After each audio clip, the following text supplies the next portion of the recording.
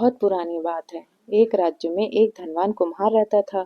उसके पास ढेर सारी संपत्ति थी, पर उनकी देखभाल करने के लिए एक भी बेटा नहीं था। उसकी पत्नी बार बार बेटी को जन्म देती, जिससे वह तंग आ चुका था। उस जमाने में बेटे और बेटी में फर्क किया जाता था। परिवार में बेटों की अहमियत ज्यादा थी। इस बार भी कुम्हार की पत्नी माँ बनने वाली थी। बच्चे के जन्म के समय करीब आने पर पत्नी जब रिवाज के अनुसार मायके जाने लगी तो पति ने कहा, इस बार भी अगर बेटी को लेकर आई तो मैं तुझे व्यापारी को बेच दूंगा। पति की बात सुनकर पत्नी डर गई। भाग्य का फेर देखो, इस बार फिर से एक सुंदर कन्या का ही जन्म हुआ। लड़की देखकर कुम्हारिन के हाथ पांव फूल गए। किसी को कुछ खबर होने से पहले ही उसने दिल पर पत्थर रखकर उस नवजात शिशु को एक बर्तन में डालकर ढक्कन लगा दिया और नदी में बहा दिया। बर्तन पानी की लहरों में हिलोरे खाता हुआ बह चला। एक धोबी नदी में कपड़े धो रहा था। उसने पानी की मझधार में बह कर आते हुए एक बर्तन को देखा। धोबी तैरता हुआ बर्तन के पास गया। अंदर देखने की उत्सुकता से उसने बर्तन का ढक्कन खोल दिया। अंदर सोई एक नवजात बच्ची को देखकर उसकी आंखें खुली की खुली रह गईं। वह जब बर्तन को हाथ से घसीटते हुए नदी के किनारे लौट रहा था, तभी अचानक आसमान में उड़ती मादा चील उस पर झपटी और बच्ची को झट से उठाकर उड़ चली। धोबी देखता ही रह गया। चील बच्ची को पीपल के पेड़ के ऊपर बने घोंसले पर ले गई। उस सुंदर छोटी बच्ची को देखकर चील की ममता जाग उठी। वह उसे खा न सकी।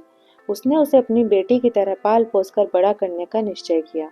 अब रोज जहाँ भी अच्छे खाने की चीज देखती, चील उसे झटपट ले आती और बेटी को खिलाती।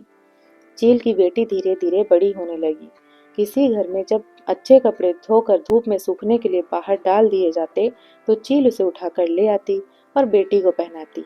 एक दिन राजा की बेटी जब नदी में नहाने गई तो उसने अपने गहने उतारकर किनारे में रख दिया। चील मौका देकर उन्हें भी उठा लाई और बेटी को पहनने के लिए दे दिया। इस तरह कंघी, सिंदूर, आईना, सुगंधित तेल का डिब्बा आदि लड़की का सामान जहाँ भी मिलता वह उठाकर ले आती और अपनी बेटी को दे दी। धीरे धीरे पीपल के पेड़ पर ही चील की बेटी बड़ी होने लगी और एक खूबसूरत युवती बन गई। चील को उसकी चिंता होने लगी। चील ने एक दिन अपनी बेटी से कहा, तू अब बड़ी हो गई है। मैं तुझे छोड़कर रोज दूर चली जाती हूँ। तुझे कोई नुकसान पहुंचाए यह चिंता मुझे खाए जाती है। मुझे हर पल डर लगा रहता है। अब से अगर कोई मुसीबत आए या तुझे डर लगे तो यह गीत गाना, मैं झट तुम्हारे पास उड़कर आ जाऊंगी। पीपल के पत्ते हिले और डोले, मेरे चील मैया मेरे आगे आ जाए। एक दिन सौदागर उसी रास्ते से जा रहा था। गर्मी से राहत पाने के लिए वह उस पीपल की छांव में बैठ गया। अचानक एक लंबा बाल उसके हाथ में आ गिरा। उसने चारों ओर नजर फेर कर देखा तो चील की सुंदर बेटी उसे पेड़ के ऊपर बैठी हुई दिखाई दी। वह उस समय कंघी कर रही थी। उसने कभी किसी इंसान को नहीं देखा था। जब सौदागर ने उससे सवाल पूछना शुरू किया कि तुम कौन हो, अप्सरा या पिशाचनी हो जो पेड़ के ऊपर रहती हो? इंसान हो तो पेड़ पे क्यों चढ़ी हो?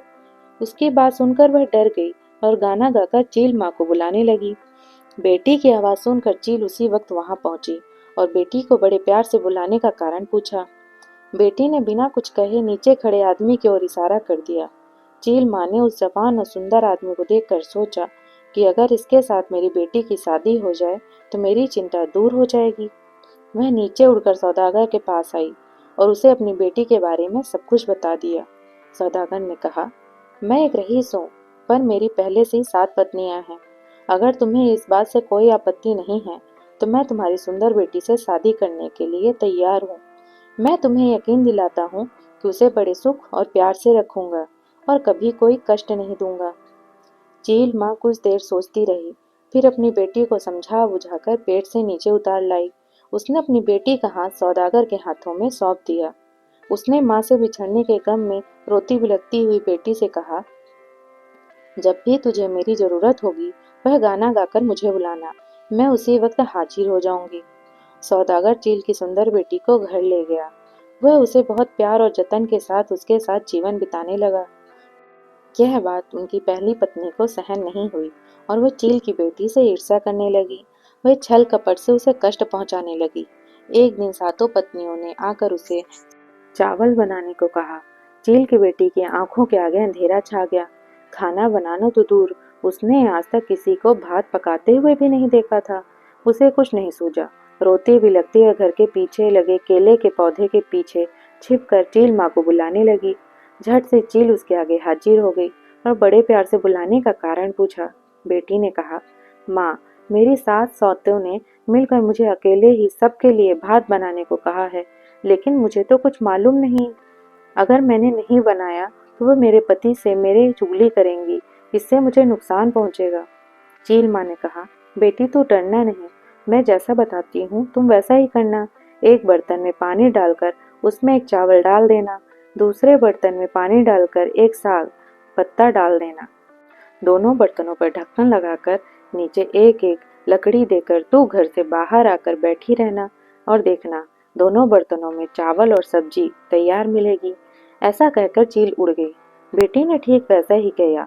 रसोई तैयार होने के बाद उसने अपने सौतों को चावल खाने के लिए बुला लिया।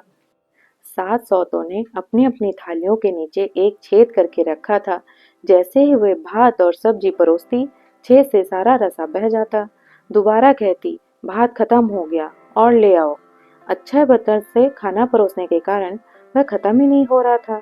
अंत में सातों सौत हार कर शर्म से उठकर चली गईं। एक दिन सातों सौत ने मिलकर चील की बेटी को गाय रखने का जो घर है वहां साफ सफाई करने को कहा।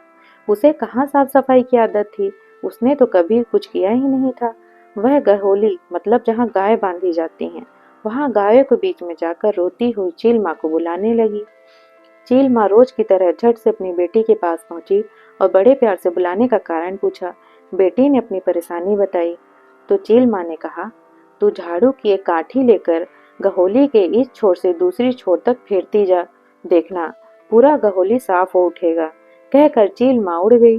माँ के कहने अनुसार बेटी ने काम किया और देखा कि गुहाली एकदम चमक उठा था। सौदागर चील की बेटी के कामकाज को देखकर प्रसन्न हुआ और उससे और ज्यादा प्रेम करने लगा। इस तरह दिन बीतने लगे। हर साल की तरह बोहाग बहू आ गया, मतलब एक तरह का मेला।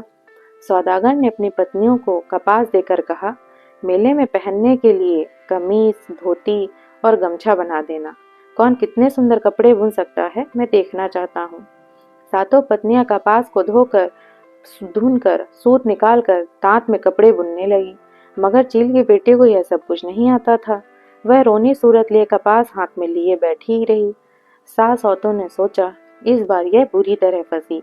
कपड़ा न देने पर सौदागर इसे क्या करेगा पता नहीं, और मन ही मन में खुश होने लगी। उधर मेले का दिन करीब आने लगा। चील की बेटी घर के पीछे केले के बगीचे में छिपकर माँ को बुलाने लगी। इस बार चील माँ ने उपाय दिया। कहा, तू चिंता मत कर, जब तक मैं जीवित हूँ तुझे कुछ नहीं होने दूंगी। तू 4 बांस के लंबे टुकड़े ले आ और उसमें थोड़ा कपास भरकर उनका मुंह बंद कर देना। मेले के दिन जब तेरा पति तुझसे कपड़ा मांगेगा तब तुझे यह उसे ले जाकर दे देना। कहकर चील माँ उड़ गई। चील की बेटी ने कपास को हाथ तक न लगाया। यह देखकर सौतों को बड़ा मजा आ रहा था। मेले के दिन पति को पैर छूकर प्रणाम करके एक एक करके सातों पत्नियों ने उन्हें सुंदर कपड़े दिए और बदले में पति का प्रेम और आशीर्वाद पाया। चील की बेटी ने 4 लंबे बांस के टुकड़े उसके हाथ में थमा दिए। कपड़ों के बदले बांस के टुकड़े देखकर सातों पत्नियां ठहाके मार के हंसने लगी। सौदागर को भी गुस्सा आ गया। कहने लगा, ये सब क्या है? तेरे बुने हुए कपड़े कहाँ हैं? उसने छोटी पत्नी को फटकार लगाई। चील की बेटी विनम्रता से कही, इन्हें खोलकर तो देखिए। जैसे ही सौदागर ने बांस का चुंगा का ढक्कन खोला, उससे एक से बढ़कर एक सुंदर कपड़े निकल आए। महीन बुनाई देखकर वह अपनी छोटी पत्नी से और ज्यादा प्रेम करने लगा। उसने वही कपड़े पहने और मेले का उत्सव धूमधाम से मनाया। धीरे धीरे 7 पत्नियों को पता चला कि एक मादा चील आकर उसे सब कुछ सिखा देती है। उन लोगों ने चुपके से वह गाना भी सीख लिया और एक दिन धोखे से चील को बुलाकर डंडे से पीट पीट कर उसे मार डाला। चील की बेटी को इसकी कोई खबर नहीं हुई। अब जब वह भी चील माँ को बुलाती, वह नहीं आती। ऐसा कई बार होने लगा। वह समझ गई कि सातों ने मिलकर चील माँ को मार डाला है। वह कमरे में बैठकर फूट फूट कर रोने लगी। चील माँ वापस नहीं आई। एक बार सौदागर व्यापार करने नाव लेकर निकला। जाते समय बार बार अपनी सातों पत्नियों को चील की बेटी का ख्याल रखने के लिए हिदायत दी। पति के सामने तो वो अच्छी बनने का नाटक कर रही थी, पर उनके जाते ही चील की बेटी घर से निकालने की योजना बनाने लगी। सातों मिलकर भोली भाली चील की बेटी को एक व्यापारी के हाथों बेच दिया। उसे बहला फुसलाकर आईना, कंघी, सिंदूर आदि खरीदने के बहाने व्यापारी के नाव में बिठा दिया और योजना के अनुसार व्यापारी भी सुंदर लड़की पाकर नाव लेकर चला गया। नदी किनारे उसने अपने घर पे ले जाकर व्यापारी ने उसे सूखी मछली की रखवाली करने को कहा। एक दिन मछली के पास बैठी चील की बेटी दुखी अपनी माँ को याद करते हुए गाना गाने लगी। कुम्हारन की माँ ने बहा दी, चील माँ ने उठा लिया, सौदागर कुंवर ने शादी कर ली, सातों सौत ने व्यापारी को बेचा, व्यापारी ने सूखी मछली की रखवाली करने को कहा। यह गाना वह बार बार गाने लगी। नाव में के सामान भरकर सौदागर उसी रास्ते से घर वापस आ रहा था। उसने अपनी छोटी पत्नी की आवाज पहचान ली और तुरंत नाव लेकर उसके पास गया। उसकी आप बीती सुनकर उसे बड़ा दुख हुआ और उसे अच्छी तरह नहलाया और महिलाओं के सुंदर वस्त्र भूषण पहना के तैयार कर दिया। फिर उसने उसे एक बड़े लकड़ी के बक्से में सांस लेने हेतु 2 छेद किया। उसके अंदर चील की बच्ची को रखकर घर ले आया। सातों पत्नियां पति के नाव में ढेर सारा सामान लाते देखकर फूली न समाई और उनका स्वागत करने के लिए सज धज कर बाहर आईं। सौदागर ने पूछा, मेरी छोटी पत्नी चील की बेटी नहीं दिख रही है, वह कहाँ है? उन्होंने जवाब दिया, वह अपने मायके गई है। सौदागर ने कहा, मेरा मन कह रहा है कि तुम लोगों ने उसके साथ जरूर कुछ बुरा किया है। कौन सच कह रहा है और कौन झूठ, अभी पता चल जाएगा। सौदागर ने घर के पीछे एक लंबी गर्त खुदवाई और उस नुकीली लकड़ी, कांटे आदि लगवा दिए। उसके एक छोर से दूसरी छोर तक एक पतली मगर मजबूत सूत बांधकर सातों पत्नियों को उस पर चलने का आदेश देते हुए कहा, जो भी इस पर एड़ी सूत पर चलकर गर्त को पार करेगा वह निर्दोष साबित होगा। एक एक करके सौदागर की 6 पत्नियां उस गर्त पर गिरकर परलोक सिधार गईं। 7वीं पत्नी सच में निर्दोष थी, इसलिए वह सूत पर चलती गई और गर्त को पार कर गई। जिस पर सौदागर की 6 पत्नियां चील की बेटी को बेच रही थीं, उस वक्त वह रसोई में भात बना रही थी। उसे इस षड्यंत्र के बारे में कुछ भी मालूम नहीं पड़ा। सौदागर ने लकड़ी के बक्से से चील की बेटी को बाहर निकाला और दोनों पत्नियों के साथ सुखी जीवन बिताने लगा। उन 6 पत्नियों को उसकी करने की सजा मिल गई। तो दोस्तों, कैसी लगी आपको यह कहानी? अगर आपको मेरी कहानी अच्छी लगी तो प्लीज़ मेरे YouTube चैनल को सब्सक्राइब करिएगा और फॉलो करिएगा फेसबुक पेज को। धन्यवाद।